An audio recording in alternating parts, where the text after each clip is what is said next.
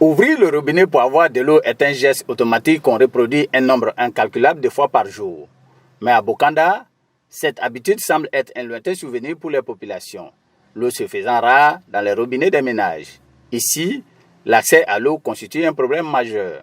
Nous sommes à Bokanda, nous avons un souci d'eau. On voit qu'à chaque fois, la population de Bokanda est en souffrance.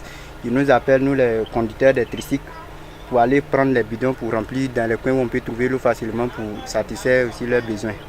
Comme à Bokanda, le problème de l'eau touche les autres villes d'Unzi, notamment Kwasi-Kwasi-Kro et Dembokro. On peut dire même on est habitué, puisqu'on peut dire il y a une habitude.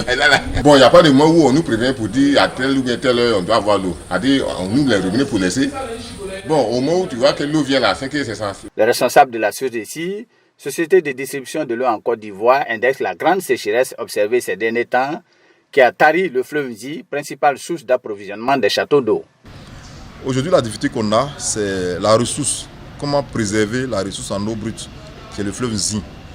Aujourd'hui, vous le savez tous, il y a les phénomènes de changement climatique qui font que la pluviométrie a baissé, elle a varié, elle est déréglée.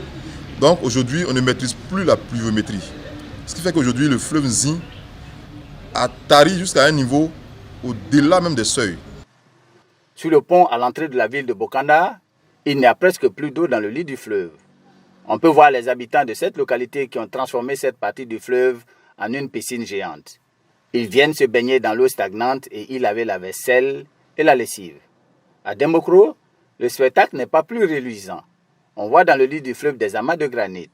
On y observe également de nombreux déchets, immondices et sable.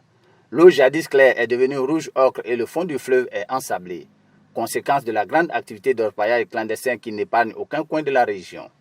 Aujourd'hui, les pompes de la SODECI ont des difficultés pour remonter l'eau du fleuve et l'acheminer vers les usines de traitement, notamment à Aouya, à Dembokro. Il faut noter que la ville de Dembokro, les installations sont quand même un peu vieillissantes. Elles datent des années 75, 70, 75. Et l'unité, la première unité a un débit, une capacité de 300 mètres cubes heure. Et comme je l'ai dit, avec une prise d'eau sur le fleuve Nzi qui aujourd'hui est un fleuve, le seul fleuve qui alimente la ville de Dembokro. Et le traitement, c'est un traitement complet. C'est-à-dire, on fait la prise pratiquement sur le fleuve Nzi et on vient traiter l'eau au village Aouya. Et le village Aouya, qui est à 4 km de Dembokro, envoie l'eau traitée au château. Et ce château-là dessert toute la ville de Dembokro et 2 ou 3 villages. Et en plus de ce phénomène de pluviométrie aussi, nous avons le phénomène de la qualité de l'eau. Avec le phénomène d'orpaillage qui fait qu'aujourd'hui, cette eau-là est très chargée. Donc, ça rend très difficile le traitement. Malgré ces nombreuses difficultés, l'espoir est permis avec les travaux et les gros investissements effectués par l'État.